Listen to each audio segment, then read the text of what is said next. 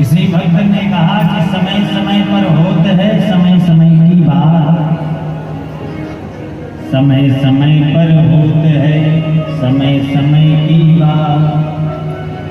किसी समय का दिन बड़ा, किसी समय की रात।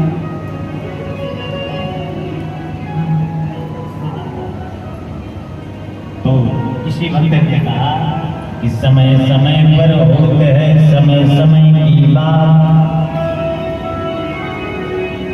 श्री राम जन्म का दिन बड़ा, श्री कृष्ण जन्म की रात हो। तो आज का दिन भी परम सौभाग्यशाली है, रात्रि भी परम सौभाग्यशाली है। आज जिस भाव से हम प्रभु को भजते हैं, प्रभु हमें उसी भाव से मिल जाते हैं। एक वृंदावन में एक ग्वालिन थी, जो बेचारी पढ़ी लिखी तो नहीं थी, लेकिन भगवान विद्वता नहीं देखते थे। ठाकुर जी तन बल नहीं देखते, धन बल भी नहीं देखते, बुद्धि बल भी नहीं देखते, केवल जीव का भाव बल देखते हैं। तो वृंदावन में एक ग्वालिन बेचारी जो दिन भर गैया मैया की सेवा में रहती थी और गैया मैया की सेवा में वृंदावन में जाकर के साथ सेवा करती थी और जमुना पार फिर अपने गांव जाया करती थी, ब्रजमंडल की। अब श्री राम वृंदावन में कहीं हरिनाम संकीर्तन हो रहा है, कहीं सत्संग हो रहा है, कहीं कथा हो रही है। तो एक बार ये ग्वालिन जब वहां गुजरी तो देखी एक स्थान पर कथा हो रही थी, सत्संग हो रहा था। उस सत्संग में व्यास जी कथा श्रवण कराते हुए बोल रहे थे कि अगर भव सागर से पार उतरना है तो भगवान श्री कृष्ण की शरण पर आता हो।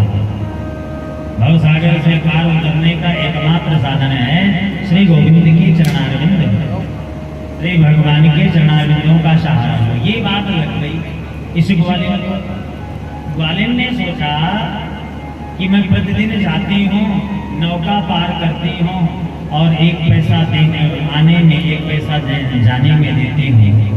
तो गुरु जी ने कहा भगवान श्री कृष्ण के चरणारविंदों को अपनाओ तो भव सागर से पार उतर जाओ। तो ये तो एक छोटी सी यमुना जी है, एक छोटी सी नदी की धार है। तो क्यों ना भगवान का चिंतन करें, जब भव सागर से पार लगाते हैं तो नदी भी पार कर देते। भाव में थी वो ग्वालिन और भाव में आकर के जैसे यमुना जी की तरफ गई और जाकर के इस बार नौका में नहीं गई, प्रतिदिन तो नौका से आते जाते, और गई और जाकर के वो ग्वालिन सीधे यमुना जी जल पर अपना पैर रखती है। जैसे ही पहला पैर रखी और बोलती है श्री राधे श्याम, कि भव सागर से पार उतारने वाले श्री राधे श्याम जी हैं। तो बोलती राधे श्याम, और जैसे राधे श्याम बोली तो जो जल के ऊपर पैर जो कहते हो ठहर गया। जैसे हम लोग जमीन पर पैर रखते हैं, ऐसे जल के ऊपर पैर। अब विश्वास बढ़ा, दूसरा पैर उठाई, वो फिर से बोली श्री राधे श्याम।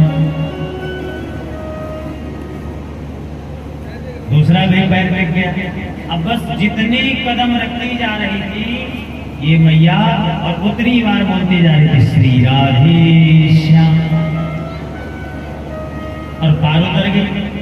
जैसे पार गई अपने घर पहुंची, मन में बड़ी प्रसन्नता का भाव कि गुरु जी ने तो बहुत अच्छा मंत्र दे दिया कि भव सागर से पार उतरने के लिए श्री राधे श्याम का जप करो।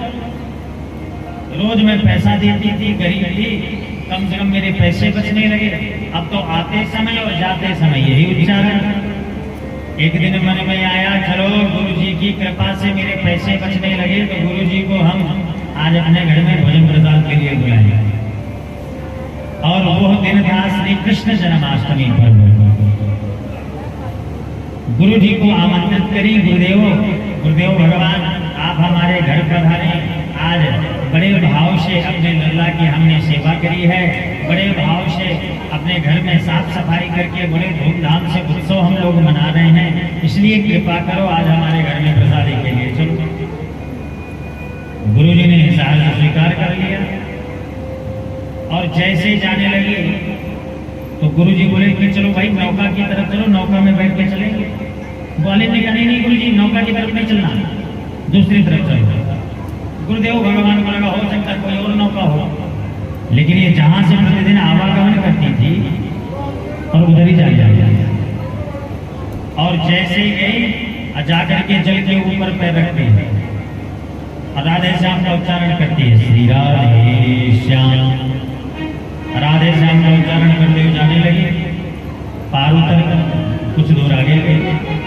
गुरु जी को लगा हे भगवान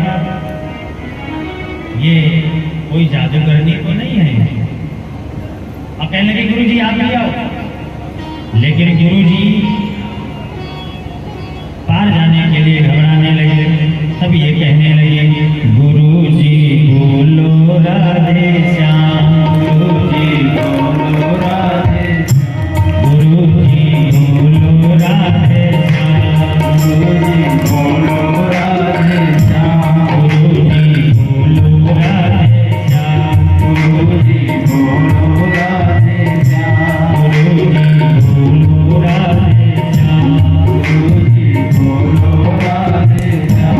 गोपी यमुना जल पर पैर रखते ही राधे श्याम श्री राधे श्याम का उच्चारण करते हुए जाने लगे।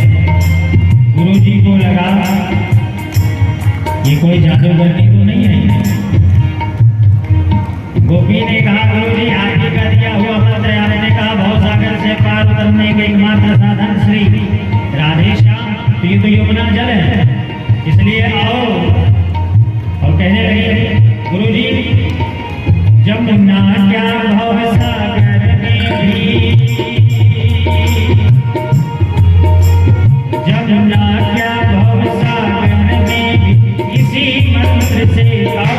गुरु जी बोलो राधे श्याम, गुरु जी बोलो राधे श्याम, गुरु जी बोलो राधे श्याम, गुरु जी बोलो राधे श्याम।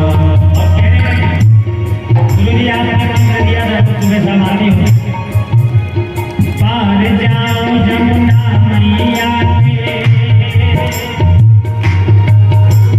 पार जाऊं जमुना मैया के, रोज सवेरे शाम। गुरु जी बोलो राधे श्याम, गुरु जी बोलो राधे श्याम, गुरु जी बोलो राधे श्याम, गुरु जी बोलो राधे श्याम। गुरु जी ने सोचा अगर हम पैर रखेंगे तो हम तो डूब जाएंगे, और मन में प्रश्न करने लगे ये है कौन? है चुड़ैल जादूगरनी अथवा बचमारनी नारी? यही सोच कर गुरु जी झट डरने लगे। उबारो राधा वर घनश्याम, उबारो राधा वर, गुरु जी बोलो राधे श्याम, गुरु जी बोलो राधे। बोले भक्त देखिए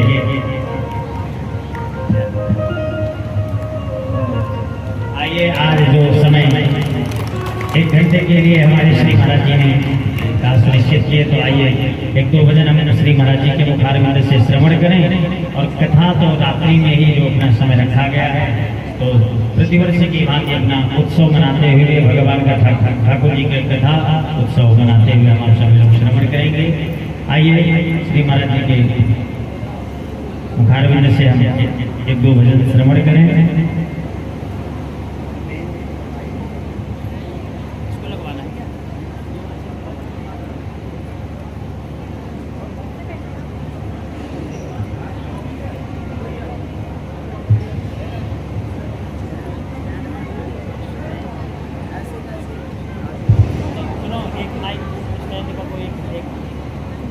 मेन बना दो इनका, है मेन बना दो।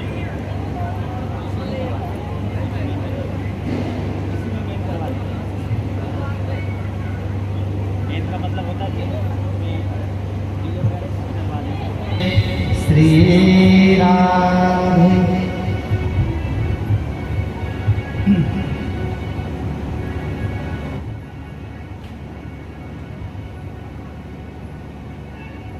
सबसे पहले आप सबको भगवान के अवतरण दिवस की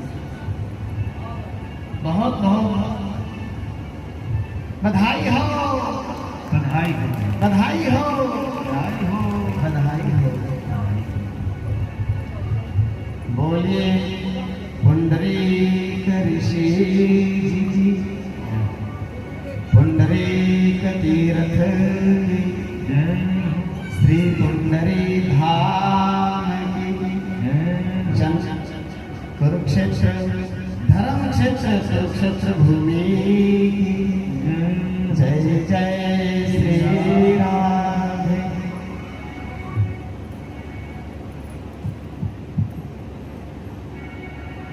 आप सबको ज्ञात है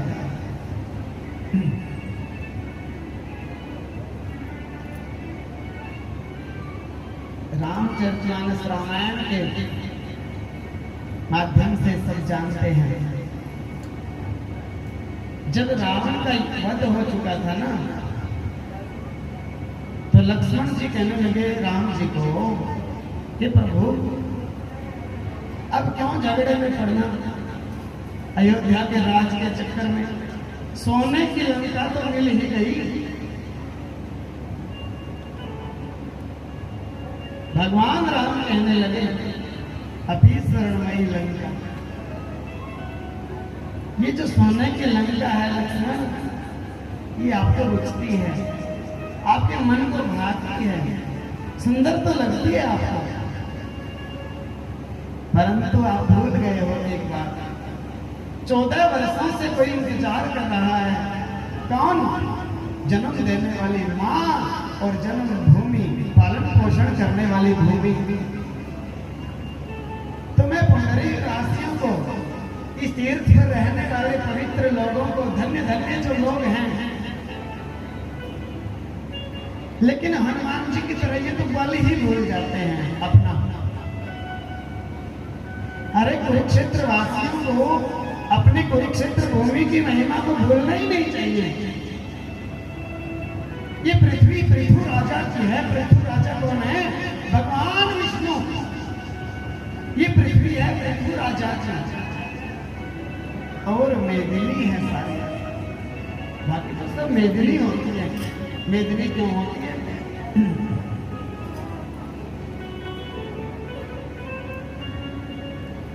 जब मधु कैटल का वध मेरे नारायण ने किया तो उन्होंने वरदान मांगा था कि महाराज देखो धरती तो रसातल में है, बाकी सब जल ही जल है, हम आपको वरदान देते हैं, आपके हाथ से हम मारे जाएंगे, पर सूखी जगह पे मारना। भगवान नारायण ने तो विराट रूप धारण किया और अलती पलती लगा के बैठ गए जम के सुखासन से, और सुखासन से बैठ के अपनी जंघाओं को इतना बढ़ाया, अपने शरीर का आकार इतना बड़ा कर लिया। ये उनकी जो पलकी है ना 48 कोस में आई। बोलो जय श्री कृष्ण। कितने में आई? 48 कोस। देखो ब्रज भूमि की बड़ी महिमा है। ऐसा लिखा है भागवत जी में कि वृंदावन का तो प्रलय ही नहीं होता। प्रलय के समय में भी वो भगवान जी कहते हैं कि वहां को सब तीर्थों को पुष्कर राज को कर देने जाना होता है, या प्रयागराज को। तीर्थ राजा होते हैं प्रयाग, तीर्थों के गुरु होते हैं पुष्कर राज, लेकिन वृंदावन किसी को कर नहीं देता। भगवान ने कहा ये तो मेरा धाम है, मेरा घर है ये। लेकिन आप एक बार ध्यान से देखो, वो 84 कोस में जितना काम होता है वहां पे, यहाँ पे तो 48 नहीं हो जाता है। बोलो जय श्री कृष्ण। अरे भैया 48 84, इधर का 4 इधर आ जाए। हम हमारे यहाँ का इतना महत्व तो भगवान जी ने बताया कि भैया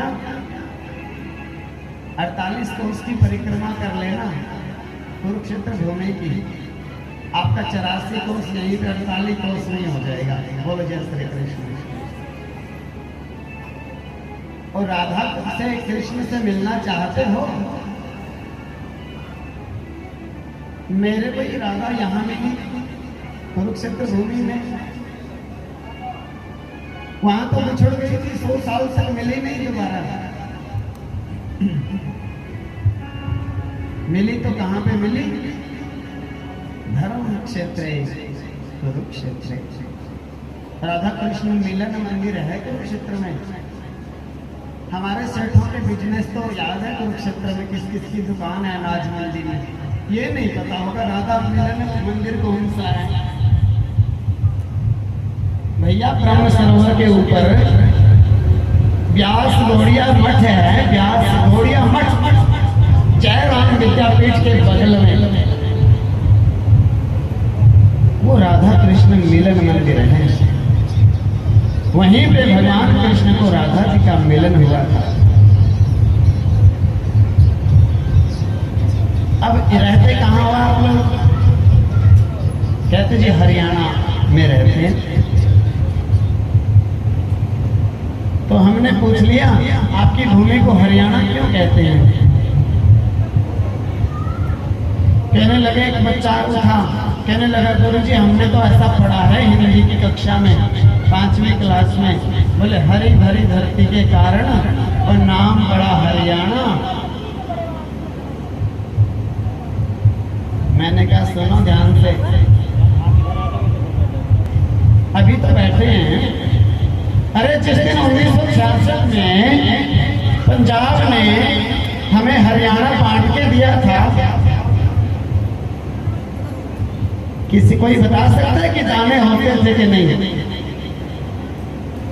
भैया ऐसे लकीर खींच के बंजर भूमि दी थी पंजाब वालों ने और कह दिया था ना तो बिजली ना सड़कें और ये हरियाणा।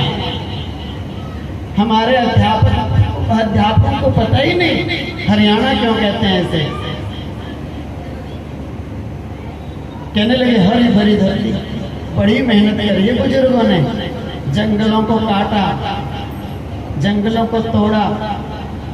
बंसीलाल जी ने अपनी आवश्यकता के अनुसार, क्योंकि वो किसान थे, किसान नेता थे, उन्होंने किसानों के लिए काम किया, जल पहुंचाया खेतों तक, नहरें निकाली, सड़कें निकाली, बिजली पहुंचाई। अब बेचारे को तीर्थों के बारे में पता ही नहीं था, खेती का ही पता था। खेती के ऊपर तो मेहनत कर दी, प्रयास किया, तीर्थों के ऊपर, तीर्थों के बारे में जानकारी नहीं थी। और फिर दूसरे हमारे कुछ ऐसे महारथी थे, बोले तीर्थों के से क्या लाभ है? खेती से तो अपना कुछ लाभ है, खेती तो अपने बच्चों के आगे काम आएगी। तीर्थ तो साधु संतों के होते हैं भैया, साधु जाने संत जाने, हाँ हमें क्या मतलब इस बात से।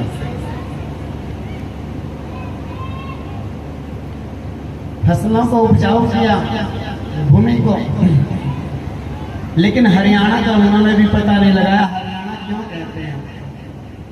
अब ध्यान से सुन लेना, आगे बच्चों को जरूर बता के जाना। हमारे बुजुर्ग संतों ने हमें बताया थोड़ा थोड़ा, और इसलिए आपको बता रहे हैं।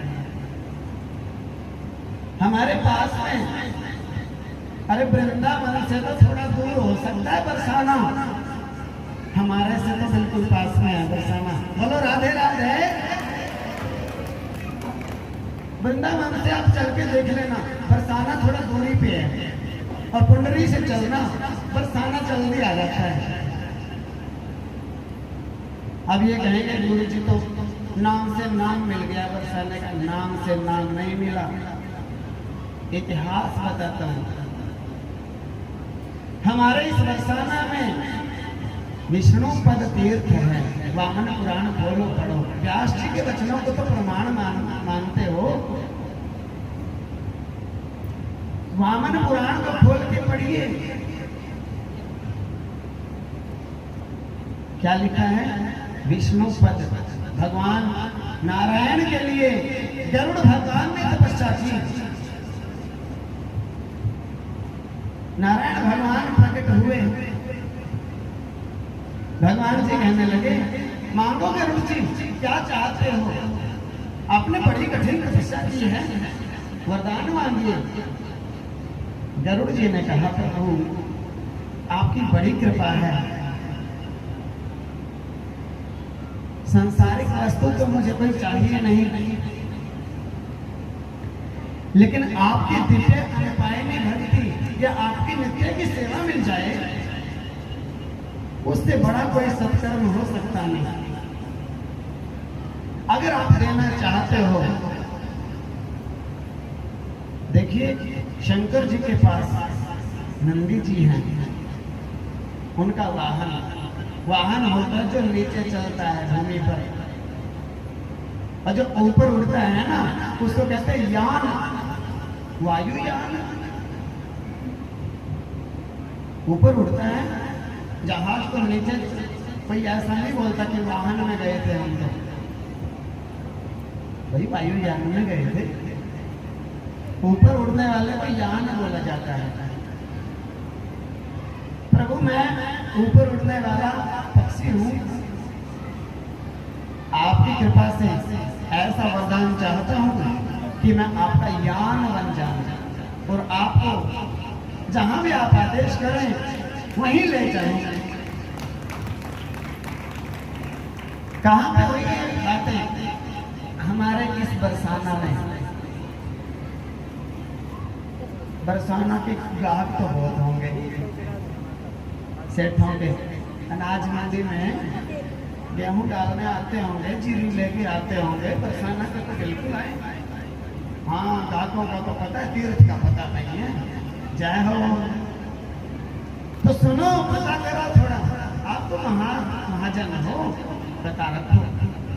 इसी बरसाना में भगवान ने उसे क्या वरदान दिया कि हे गरुड़ मैं आपको वरदान देता हूं, आज से आप हरि के यान बन गए और इस प्रांत का नाम हरि यान की वजह से हरियाणा होगा। बोलो राधे राधे। आया कुछ हरियाणा क्यों हुआ? हरि की तपस्या गरुड़ जी ने की, वरदान में पाया कि मुझे अपना यान बना लीजिए, और हरियाण बन गए गरुड़, और उस जगह का नाम हरियाणा हो गया। ऐसे पवित्र जगह पे आप बैठे हो, आपका जन्म है। राम जी ने कहा लक्ष्मण जननी जन्म भूमिश्च स्वर्गादपि गरीयसी। अरे पागल, स्वर्ग से भी बढ़कर होती है जन्म भूमि। और जननी माता, रोज पूजा पाठ करते हो, पुंडरी धाम, पुंडरी तीर्थ, पुंडरी ऋषि की तपोस्थली पे रहते हो, यहाँ पर भगवान कृष्ण के आत्मज्ञान की सुगंधी फैली है, गीता का अमृत यहीं पे प्रकट हुआ है। उस ज्ञान का भूल गए।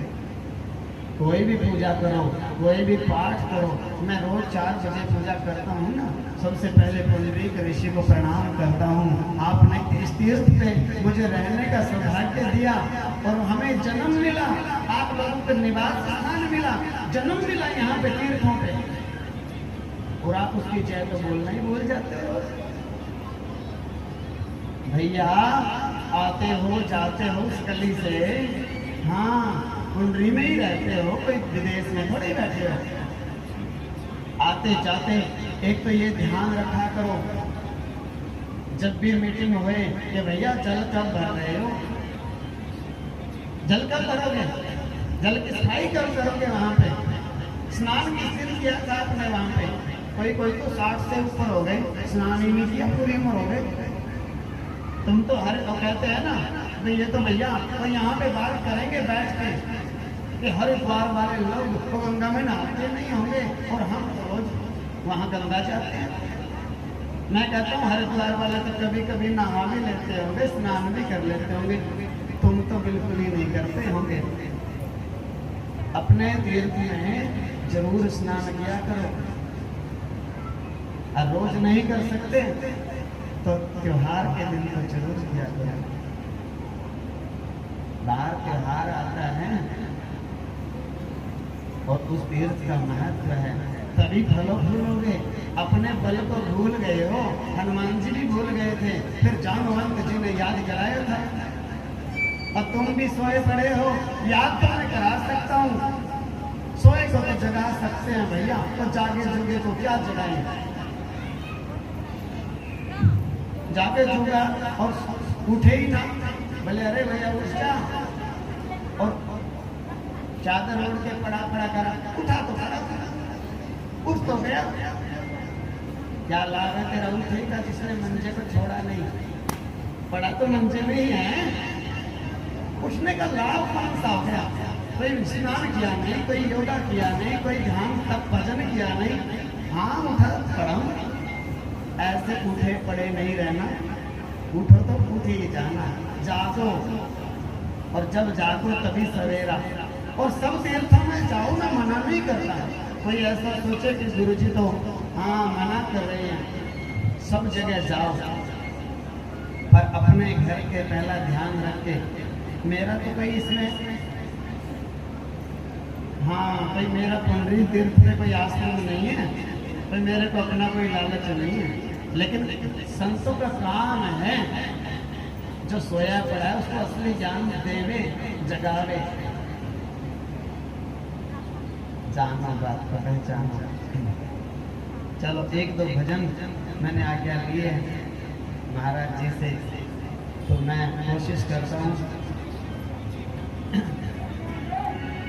माइक थोड़ा सा ये गड़बड़ है, अगर दूसरा मिल जाए।